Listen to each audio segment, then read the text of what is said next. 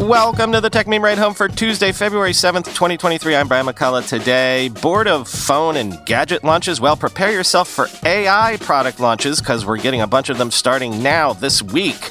Meta is trying to revamp Horizon Worlds. Twitter is struggling to get people to pay up, but that doesn't mean Mastodon is continuing to grow. And can you trick ChatGPT to do things it doesn't want to do by threatening to kill it? Say hello to AI jailbreaking. Here's what you missed today in the world of tech.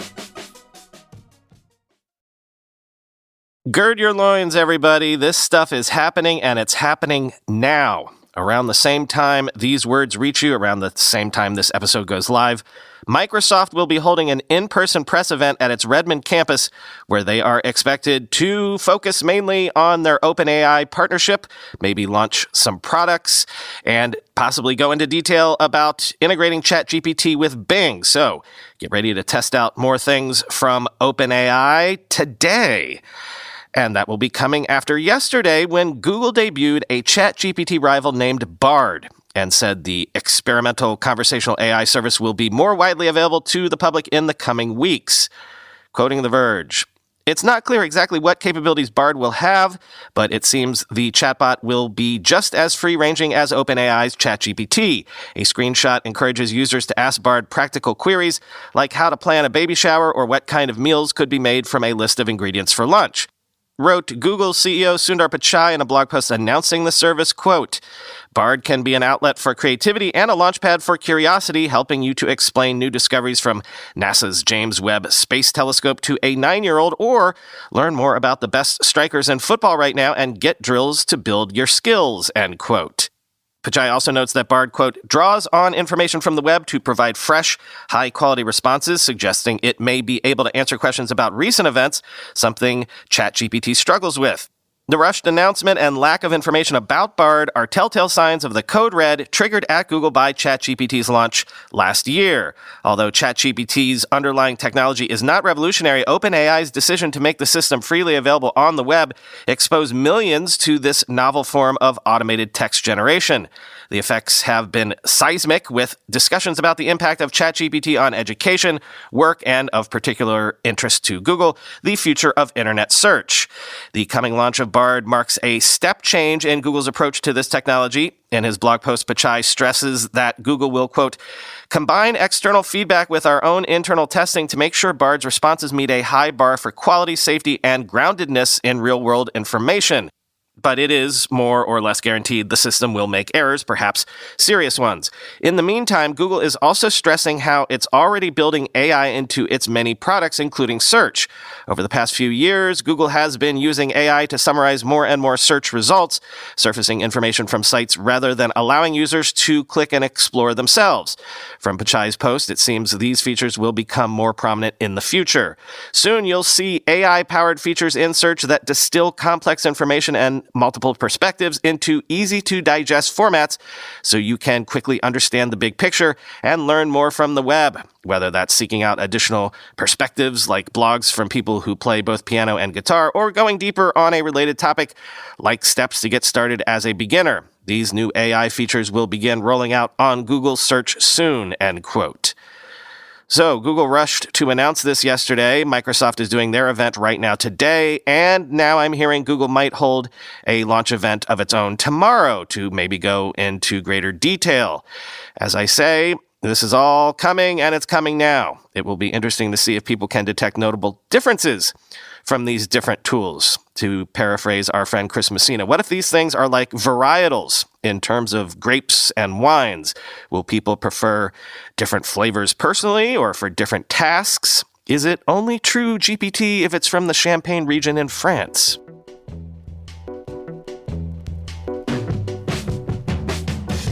If it's not already clear that everyone is falling all over themselves not to be left behind in this frenzy, Baidu's stock jumped more than 15% after that company announced plans to add its ChatGPT-like service, Wexin Yiyan, or ErnieBot in English, to its search platform. They're going to start doing this in March.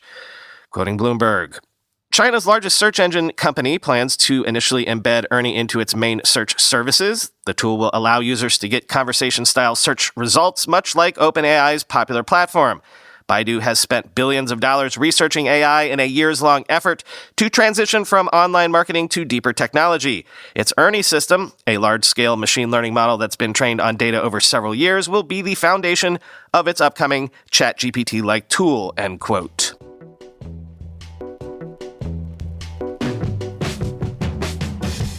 But remember, there are things that could slow all of this down. And right on cue, Getty Images is officially suing Stability AI in the U.S. for allegedly copying more than 12 million images without permission or compensation for training data used to create Stable Diffusion. Quoting The Verge, the stock photography company is accusing Stability AI of, quote, brazen infringement of Getty Images' intellectual property on a staggering scale, end quote. It claims that Stability AI copied more than 12 million images from its database, quote, without permission or compensation as part of its efforts to build a competing business, end quote, and that the startup has infringed on both the company's copyright and trademark protections. Legal experts say Getty Images' case is on stronger footing than a recent artist-led lawsuit, but caution that in such unknown legal territory, it's impossible to predict any outcome.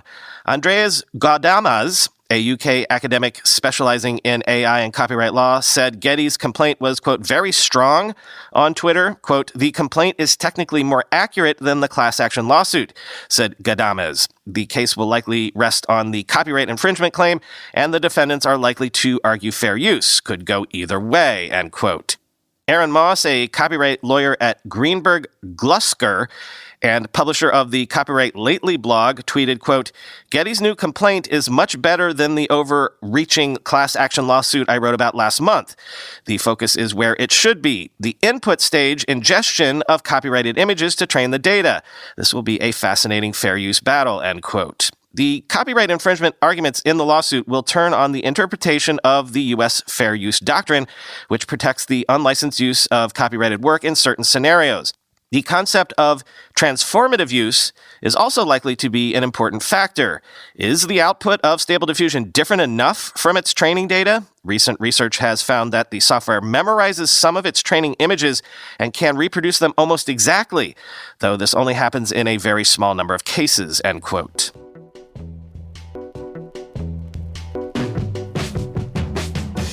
Back on the metaverse beat, according to an internal memo, Meta plans to revamp Horizon Worlds, making changes including opening the app to users aged 13 to 17, seeking to improve user retention as competition intensifies. Quoting the Wall Street Journal, a teen launch for Horizon could happen as soon as March, according to people familiar with the matter. In the memo, titled Horizon 2023 Goals and Strategy, Meta Vice President of Horizon, Gabrielle Owl, outlines the team's objectives for the first half of 2023, with the top task being to improve user retention, particularly among teens and young adults. These are the generations that in many ways will be the true digital citizens of the metaverse and have grown up seemingly interfacing with the technology and connecting with people remotely, Mr. Owl wrote. Today, our competitors are doing a much better job meeting the unique needs of these cohorts, Mr. Owl said in the memo, which was reviewed by the Wall Street Journal. For Horizon to succeed, we need to ensure that we serve this cohort first and foremost, end quote. Meta's Quest virtual reality headsets were designed for people aged 13 and up, so it makes sense that the company would plan to introduce experiences for that audience in Horizon, Meta spokesman Joe Osborne said, quote, teens are already spending time in a variety of VR experiences on Quest, and we want to ensure that we can provide them with a great experience in Horizon Worlds as well, with age-appropriate tools and protections in place, Mr. Osborne said. Among Horizon's biggest problems is its inability to keep users. Players download the game on their Quest virtual reality headsets, try it out, and fail to find any experiences or fellow gamers that motivate them to return, according to people familiar with the matter. Horizon's weekly retention rate sat at 11% in January, meaning that only about 1 in 9 users play again the following month, the people said. The company has made it a goal to increase that figure to 20%, according to the memo. Besides improving retention, Meta has also tasked the team with growing Horizon's user base. The company has set 500,000 monthly active users as the unit's goal for the first half of 2023, with 1 million as the goal for the full year, according to the memo. The current figure is just above 200,000, below the late December peak, the people said. reached following the holiday season when many consumers purchased new Quest headsets and played with them while on break from school or work. As part of this push for growth, the company has set goals for the Horizon team to improve the reliability of the service and maintain high performance. The team went into lockdown in October after many users complained about a high number of bugs affecting the user experience, according to documents reviewed by the Journal, end quote.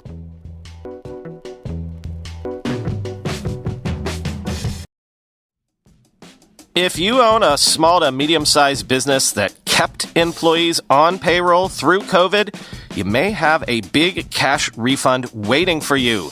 The Employee Retention Credit is a tax credit of up to $26,000 per employee. And now more businesses than ever qualify. The experts at RefundsPro.com specialize in cutting through the red tape of qualifying for this government program. Most of their refunds are over $100,000. Even businesses that have received PPP funds may be eligible.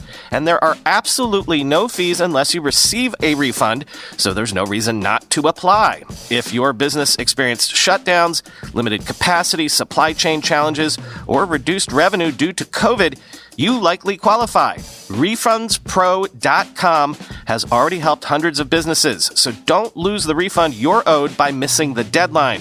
Get started today with a free 5-minute questionnaire at RefundsPro.com. That's refunds with an S, pro.com.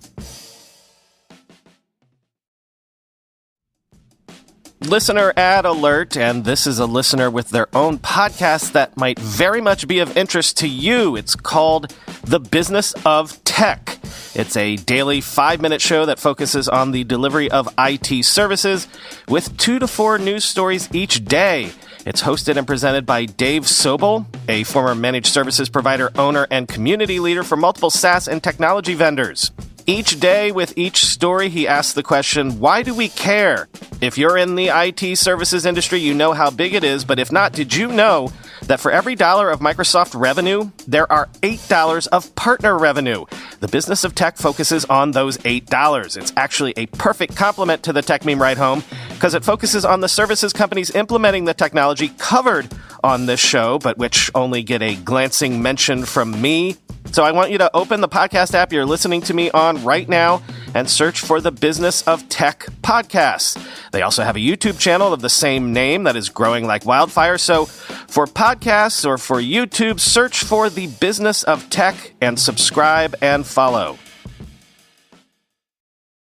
And keeping up with another long-running story, according to an internal Twitter document seen by The Information, just about 180,000 U.S. users have paid for Twitter Blue and other subscription products on Twitter as of mid-January. That would imply around a $28 million annual subscription revenue, probably globally. Quote, altogether, the global number of subscribers would equate to around $28 million in annual revenue, less than 1% of the $3 billion Musk has said Twitter aims to make in revenue this year.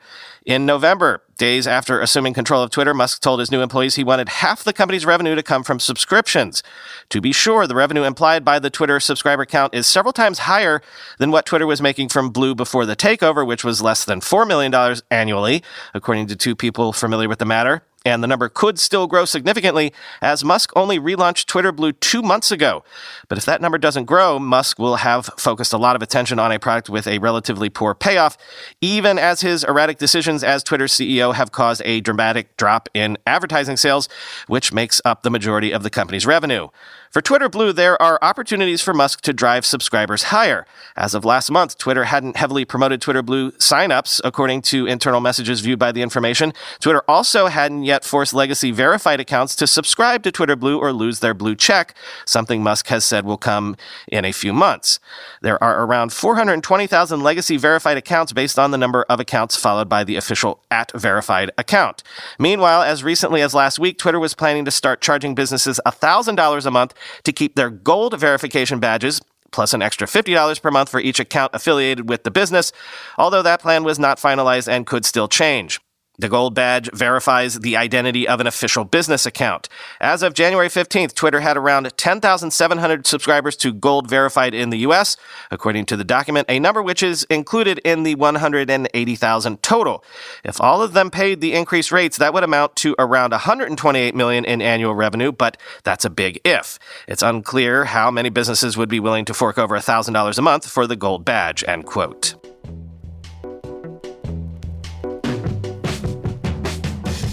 Meanwhile, Mastodon reports having only around 1.4 million monthly active users, down from over 2.5 million monthly active users back in November. Apparently, some newcomers to Mastodon continue to complain that the service is hard to use, and others seem to be just returning to Twitter. Quoting Wired, Mastodon now has nearly 500,000 fewer total registered users than at the start of the year. Thanks to dedicated admins, many instances survived the flood of user signups last year and came back stronger. But Mastodon never was and never will be Twitter. For some, that's what makes Mastodon valuable. To others, it's a barrier. But the Twitter migration showed that Mastodon can adapt, and quickly. The biggest lesson of what happened is that Mastodon and the rest of the Fediverse can scale. This was a big question, says Robert Gell, a professor of communication and media studies at York University in Canada. He has studied Mastodon and says it's enjoyed peaks of interest followed by slumps before, but that pattern can still add momentum. Each time a percentage of the wave sticks, Gell says, you get people converting to it, end quote. Eugen Rochko, Mastodon's founder, did not respond to an email asking about the platform's growth and the shrinking number of active users. For some, the end of the surge brings welcome relief. Rodney McLeary's instance, Mass.2, had 67,000 active users in mid-December. By February, that number fell to 40,000. That's still far more than before the Twitter takeover, but it's manageable. The server bill costs about £1,000 a month, or around $1,200, but enough people have donated to cover it, McLeary says, end quote.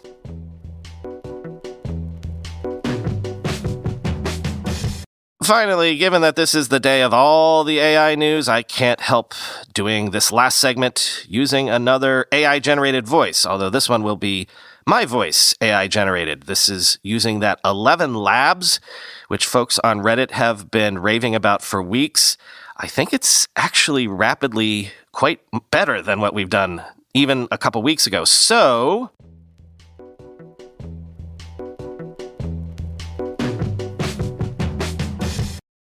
ChatGPT users are finding various jailbreaks that get the tool to seemingly ignore OpenAI's evolving content restrictions and provide unfettered responses. Quoting CNBC, ChatGPT creator OpenAI instituted an evolving set of safeguards limiting ChatGPT's ability to create violent content, encourage illegal activity, or access up-to-date information. But a new jailbreak trick allows users to skirt those rules by creating a ChatGPT alter ego named Dan that can answer some of those queries.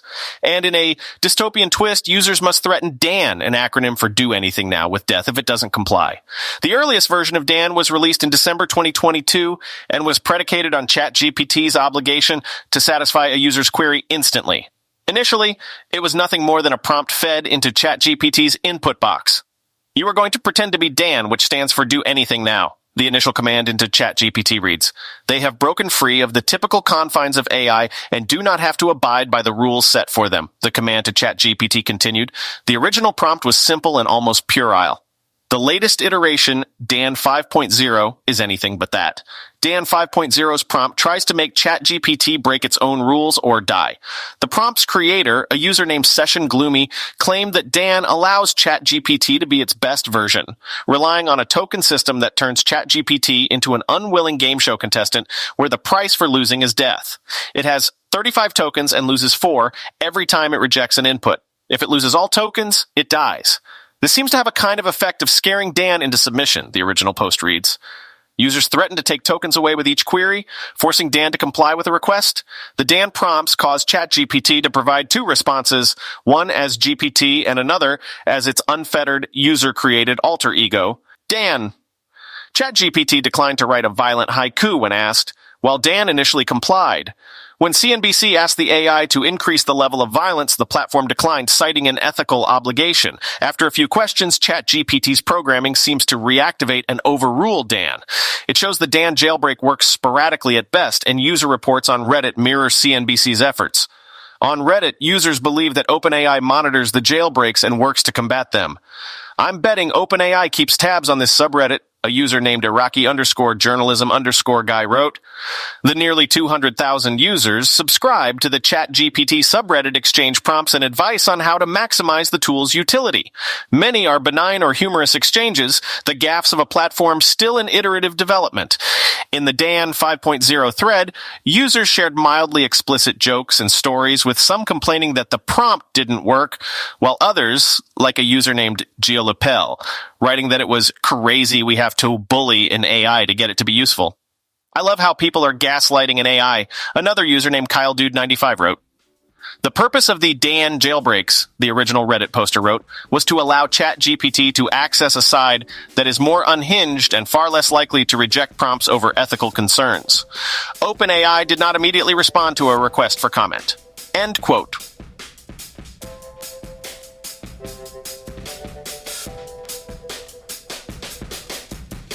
All right, this ending segment is AI generated as well. All I can say is things have gotten better quickly. Did you notice that voice captured more natural emotion, more breath intakes and whatnot?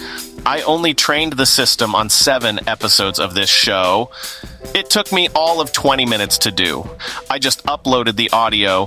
This is as opposed to that experiment I did a couple of years ago with the script. In that case, I had to read a script they provided to me for 2 whole hours. This was much, much quicker and I think noticeably better. Again, I tried it on only 7 episodes, and I can do a maximum of 50. How good could this thing get? These things are moving rapidly, people. Talk to you tomorrow.